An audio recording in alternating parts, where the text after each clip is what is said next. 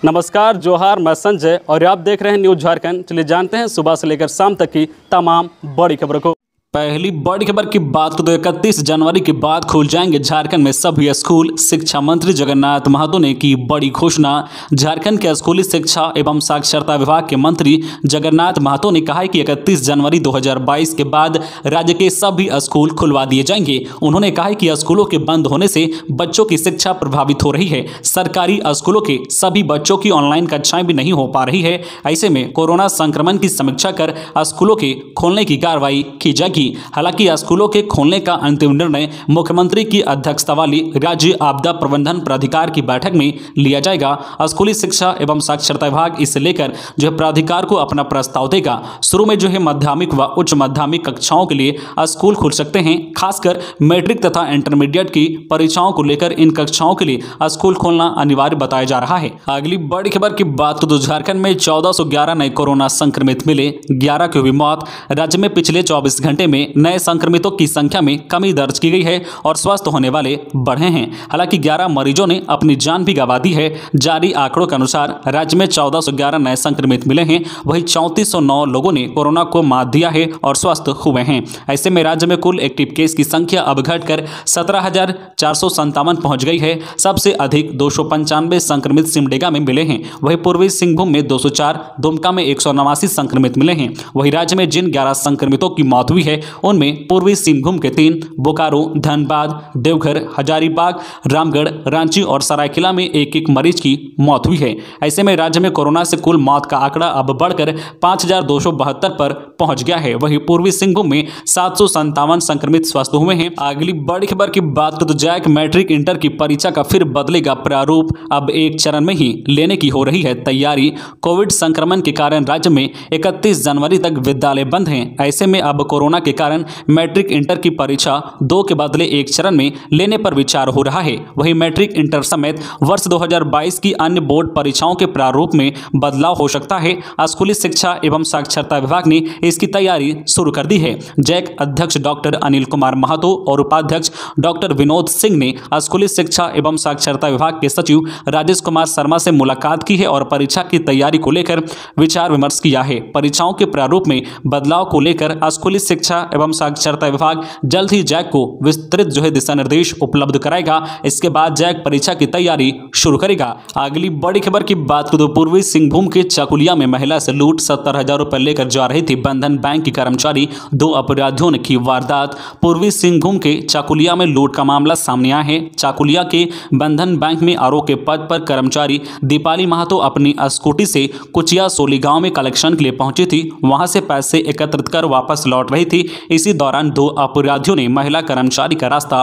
रोक दिया। लुटेरों ने मारपीट का भय दिखाकर महिला के पास मौजूद पैसे लूट लिए। शोर मचाने पर गांव के लोग मौके पर पहुंचे। इस दौरान अपराधी मौके से फरार हो गए।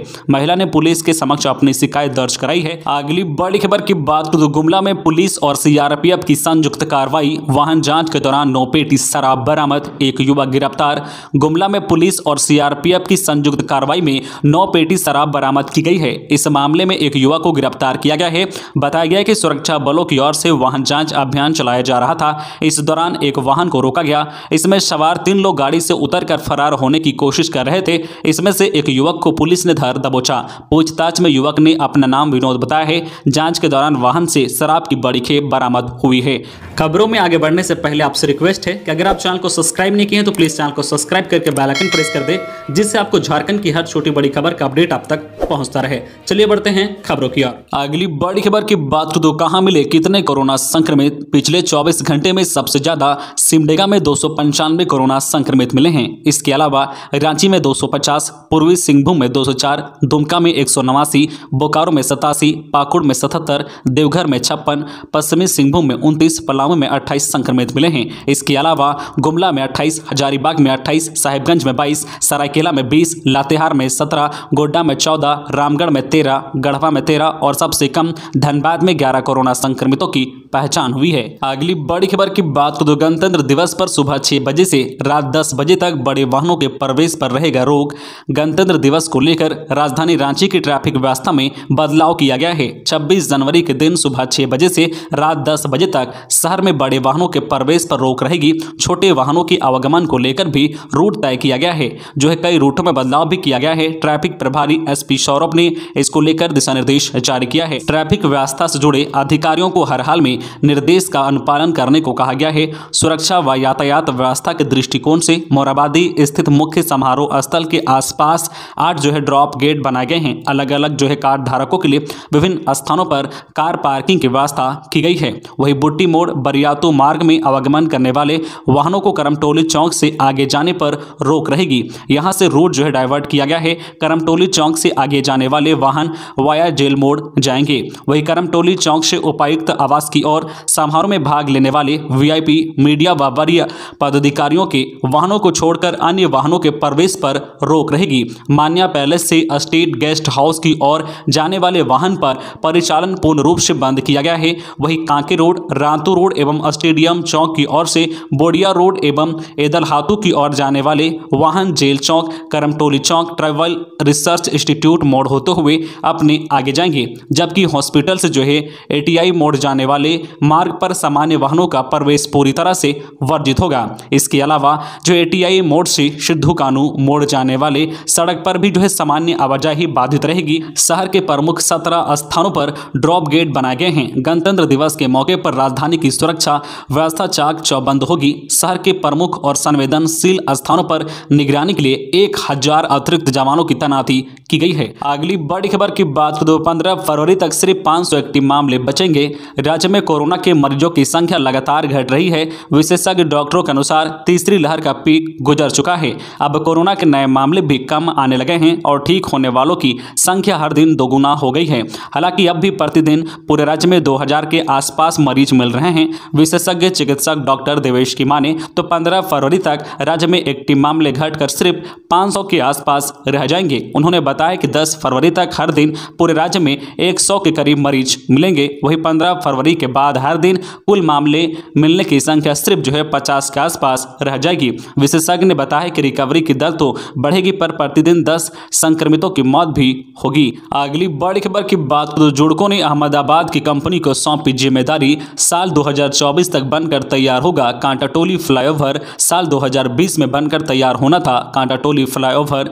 वर्ष 2016 से निर्माणाधीन रांची के कांटाटोली फ्लाईओवर का काम एक बार फिर से शुरू होने जा रहा है। साल 2024 तक अहमदाबाद की company Dinesh Agarwal and sons को फ्लाईओवर का निर्माण पूरा करेगी।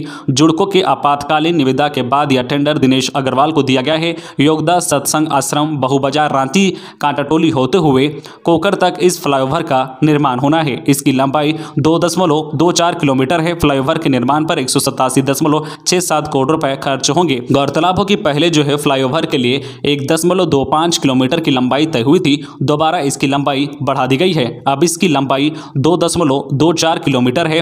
अगली बड़ी खबर की बात करें, झारखंड की बेटी को मध्य प्रदेश में बेचा। पलामू की रामगढ़ पुलिस ने 3 लोगों को किया गिरफ्तार। 70,000 रुपए में हुआ सौदा। झारखंड की बेटी को मध्य प्रदेश में बेचे जाने का मामला सामने आया है। झारखंड के पलामू जिले की पुलिस ने इस मामले में 3 लोगों को गिरफ्तार किया है। रामगढ़ थाना पुलिस की जांच में पता चला है कि मानव तस्करी का यह सौदा 70,000 रुपए में हुआ था। पुलिस ने नाबालिग लड़की को बरामद कर लिया है। पलामू जिले के रामगढ़ थाना क्षेत्र की एक महिला ने पुलिस को सूचना दी थी कि उसकी नाबालिग बेटी का अपहरण कर लिया गया है। इसी सूचना के आलोक में पुलिस ने जांच शुरू कर दी। जांच के दौरान पुलिस को पता चला है कि नाबालिग को मध्य प्रदेश के एक छतरपुर के टेकरीपुर निवासी राकेश यादव नामक व्यक्ति को बेचा गया है। एसडीपीओ के विजय शंकर और रामगढ़ थाना प्रभारी प्रभात रंजन राय के नेतृत्व में पुलिस ने छतरपुर में स्थानीय पुलिस के सहयोग से छापेमारी कर नाबालिग को मुक्त करवाया। इस मामले के 3 आरोपियों को गिरफ्तार किया गया है। इसकी पहचान राकेश यादव, उपेंद्र कुमार उर्फ रोहित तथा जितेंद्र पासवान के रूप में की गई है। अगली बड़ी खबर की बात करें, झारखंड में चल रही जल जीवन मिशन योजना की होगी जांच। केंद्र ने दिया है यह निर्देश। जाने क्या है इसकी बड़ी वजह।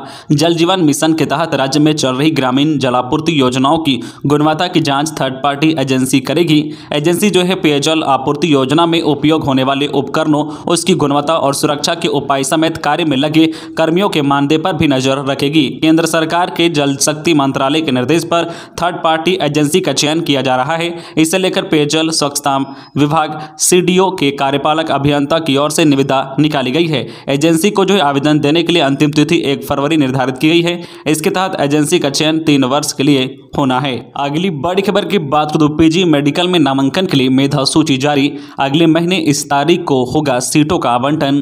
झारखंड संयुक्त प्रवेश प्रतियोगिता परीक्षा पार्षद ने झारखंड में मेडिकल कॉलेजों में संचालित स्नातकोत्तर पीजी पाठ्यक्रमों में नामांकन के लिए औपबंधिक मेधा सूची जारी कर दी है।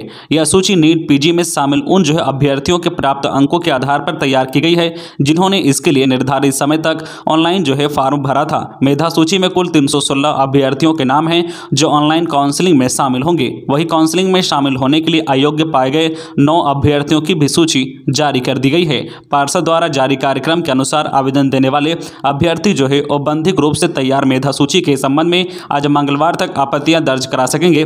वही आपत्तियों की समीक्षा के बाद पार्षद द्वारा 28 जनवरी को अंतिम मेधा सूची जारी की जाएगी। इसके बाद 29 से 2 फरवरी तक ऑनलाइन काउंसलिंग होगी।